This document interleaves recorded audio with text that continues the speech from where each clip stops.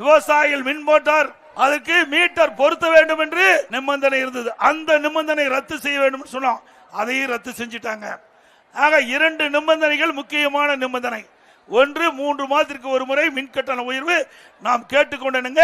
மத்திய அரசு ஒத்துக்கொண்டு அந்த நிபந்தனையை ரத்து செய்தது. மற்றொன்று, விவசாயிகளுடைய பம்பு செட்டுக்கு மீட்டர் பொருத்துவது, அதையும் நாம் கேட்டுக்கொண்டதுங்க. மத்திய அரசு அந்த நிபந்தனை ஏற்றுக்கொண்டு ரத்து செய்தது. 2ஐயும் ஒத்துக்கொண்ட காரணத்தினால்தான் உதய திட்டத்திற்கு நாம் கையெழுத்திட்டோம். இதுதான் உண்மை.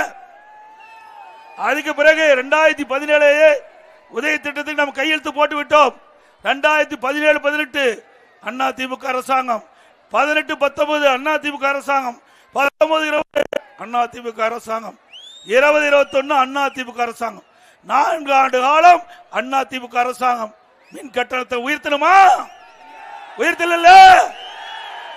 4 ஆண்டு காலம் அனைத்து இந்திய அண்ணா திராவிட முன்னேற்ற கழக ஆட்சியில மின் கட்டணத்தை உயர்த்தல. இப்ப விடியா திமுக அரசு மின் கட்டணத்தை உயர்த்திட்டு எங்க அரசு மீது பழி சுமத்துவது நியாயமா?